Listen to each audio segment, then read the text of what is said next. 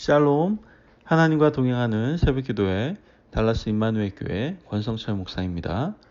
오늘도 하나님과 동행하며 풍성함을 누리시는 저와 여러분 되시길 주님의 이름으로 축복합니다.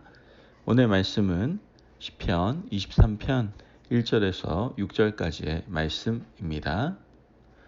여호와는 나의 목자시니 내게 부족함이 없으리로다.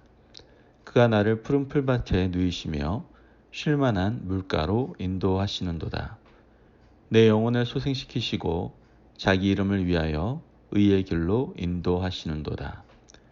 내가 사망의 음침한 골짜기로 다닐지라도 해를 두려워하지 않을 것은 주께서 나와 함께 하심이라.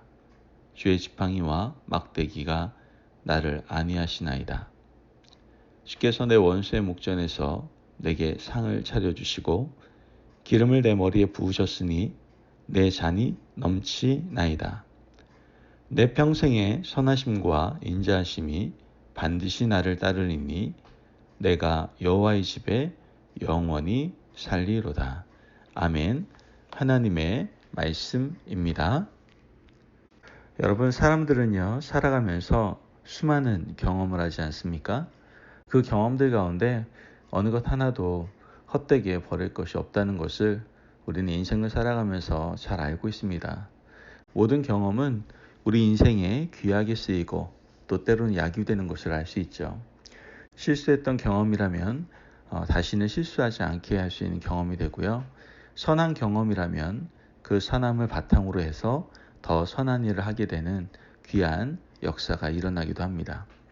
하나님께서는 사랑하는 사람들에게 다양한 경험을 하게 하시고 많은 경험을 통해서 하나님을 깨닫고 세상을 알게 하며 선과 악을 구별할 수 있는 개인적인 능력도 가지게 해주십니다.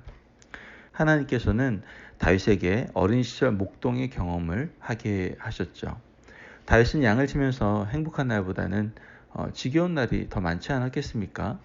들판에서 수많은 양을 돌보면서 내 인생은 죽을 때까지 이렇게 살아야 되나 하는 생각도 많이 했을 것입니다.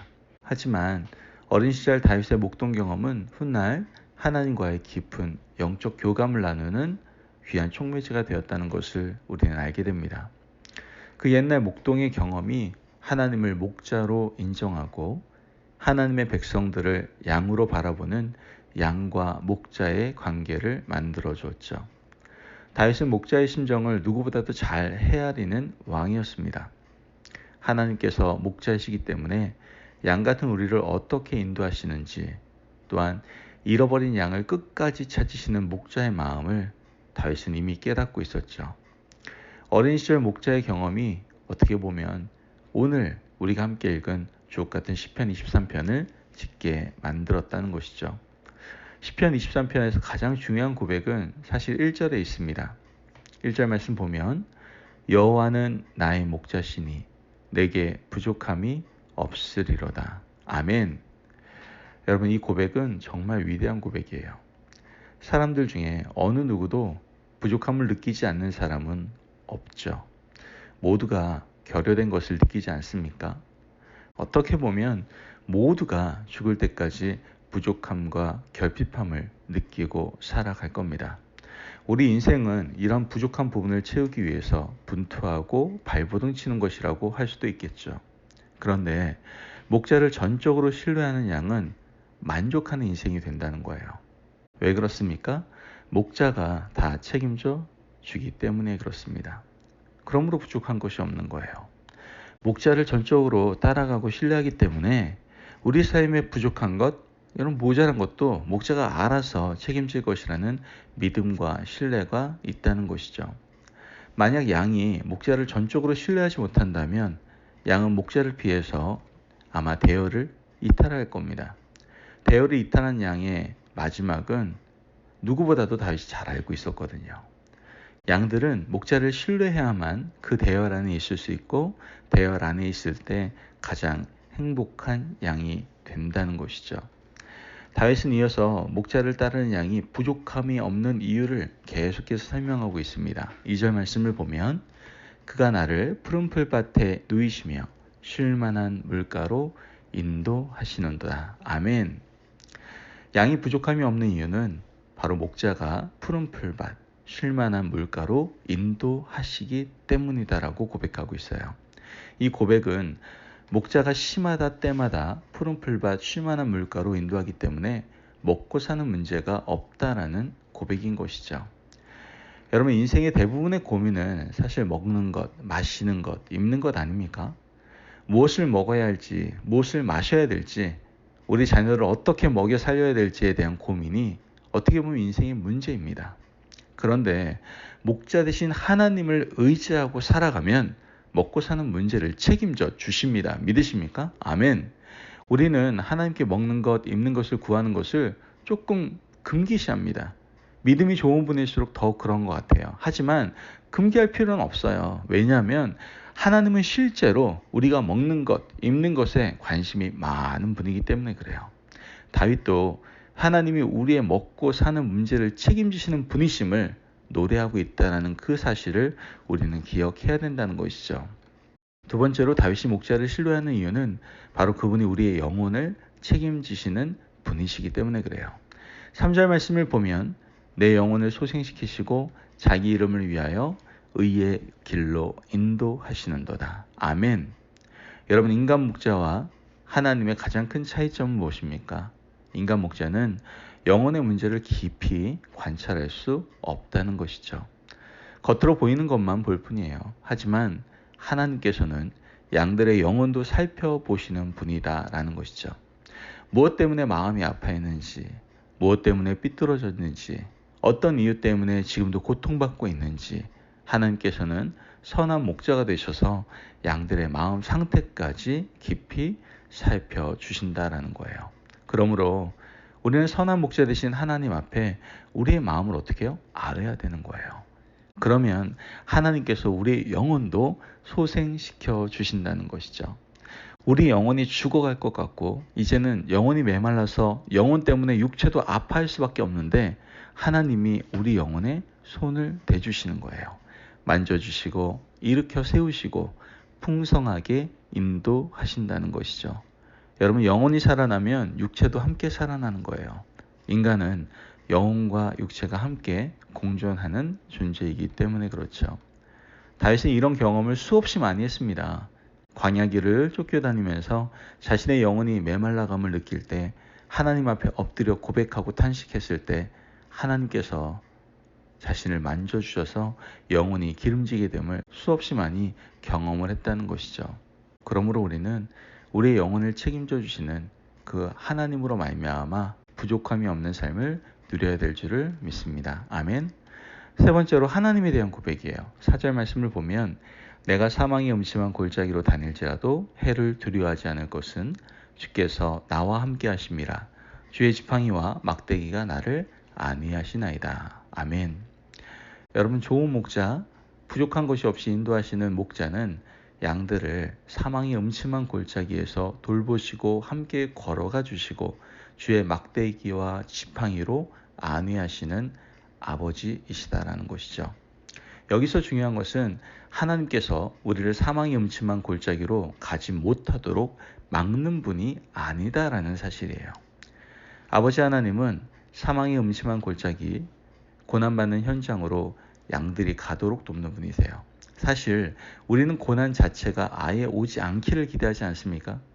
사망의 음침한 골짜기 자체를 경험하지 않기를 우리는 누구나 다 소망합니다. 하지만 사망의 음침한 골짜기, 고난의 시간, 눈물 골짜기를 지나지 않는 인생은 성숙할 수가 없다는 것이죠.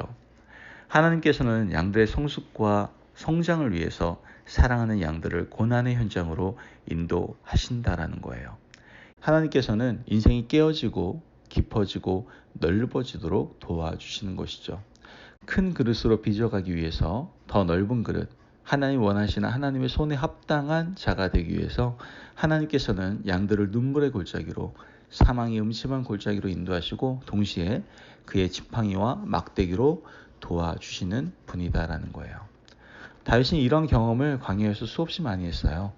사울에게 잡힐 것 같은데 하나님께서 도우셔서 다윗을 인도해내셨던 경험, 매일같이 죽음과 삶이 교차하는 지점에서 하나님의 도우심을 받았던 경험, 이 모든 것들이 다 다윗을 살리게 했던 것이죠.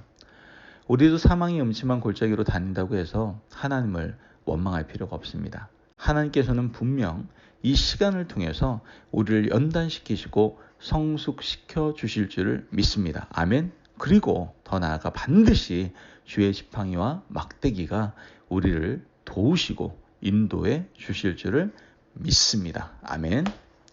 마지막으로 하나님이 우리에게 부족함이 없는 이유는 5절 말씀에 주께서 내 원수의 목전에서 내게 상을 차려주시고 기름을 내 머리에 부으셨으니 내 잔이 넘치나이다. 아멘. 지금 뭐라고 말씀하시는 거예요? 하나님이 우리 원수도 갚아주신다라는 거예요. 하나님의 원수 갚아주시는 방법은 원수의 목을 탁 쳐버리는 것이 아닙니다. 오히려 원수의 눈앞에서 기름을 부어주시고 상을 차려주시고 상에 있는 음식을 배부르게 먹게 하시는 거예요. 우리는 원수 갚기 위해서 직접 손에 칼을 댈 필요가 없다는 거예요. 우리는 원수 갚기 위해서 눈에 불을 켜고 원수를 쫓아다닐 필요가 없어요. 왜냐하면 하나님이 원수 앞에서 나를 더 잘 되게 해주실 것이기 때문이다라는 것이죠. 아멘. 우리 인생이 하나님의 기름 부음으로 존귀하게 되고 우리 인생이 하나님의 선물로 더욱 풍성하게 되도록 하나님은 우리의 인생을 도우신다라는 거예요. 하나님이 이토록 부족함이 없이 도우시고 살피시는 분이세요. 다윗 일생의 원수가 되었던 사울 앞에서 하나님은 다윗을 얼마나 높이셨는지 우리 알지 않습니까? 사울 앞에서 다윗을 얼마나 존귀하게 하셨습니까? 하나님의 높이심과 존귀하게 하심이 사울에게는 자존심이 상하는 일이 되었던 것을 우리는 성경을 통해서 잘 볼 수가 있습니다. 여러분, 우리가 원수 갚는다고 시간을 허비하지 마시길 바라요. 원수를 미워한다고 감정 낭비하지 않았으면 좋겠습니다. 하나님께 맡기시고 선한 목자 되신 하나님을 의지하면요, 하나님이 우리 인생을 드높여 주시고요, 하나님의 귀한 도우심을 우리는 분명히 받게 될 줄을 믿습니다. 아멘. 이 놀라운 복은 전적으로 하나님을 목자로 신뢰할 때 따라오는 복임을 우린 기억해야 되는 거예요. 부디 우리가 하나님을 더욱더 깊이 신뢰하고 따라가서 이 목자이신 하나님, 우리는 양이 되어 따라가는 그런 주의 백성으로 이 복을 마음껏 누리실 수 있는 저와 여러분들이 되시기를 간절히 소망합니다. 아멘. 기도하겠습니다. 사랑이 많으신 아버지 하나님 감사합니다. 하나님의 놀라우신 은혜 가운데 오늘도 시편 23편의 말씀을 통해서 귀한 말씀의 은혜로 허락하시니 감사를 드립니다. 하나님, 우리가 세상이 아니라 하나님 앞에서 완전한 삶, 부족함 없는 삶을 살아가기를 원합니다. 우리가 부족한 삶을 살지 않기 위해서 언제나 목자 되신 하나님을 신뢰하고 따라가는 것이 우리에게 필요함을 다시 한번 말씀을 통해서 깨닫게 됩니다.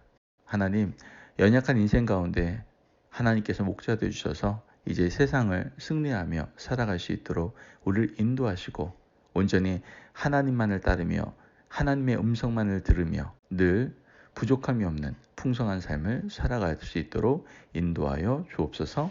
감사함이 예수님의 이름으로 기도합니다. 아멘. 오늘도 하나님과 동행하며 풍성함을 누리시는 저와 여러분 되시길 주님의 이름으로 축복합니다. 여러분, 우리 인생 가운데는 부족함과 결핍이 있을 수밖에 없습니다. 그러나 믿음의 사람들은 그렇지 않을 수 있다는 거예요. 우리의 목자 대신 오직 하나님만을 믿고 의지하며 신뢰하며 나아갈 때 우리에겐 부족함이 없는 삶, 여호와는 나의 목자시니 내가 부족함이 없으려다, 이 고백을 우리가 할 수 있게 될 줄을 믿습니다. 말씀 안에서 승리하십시오.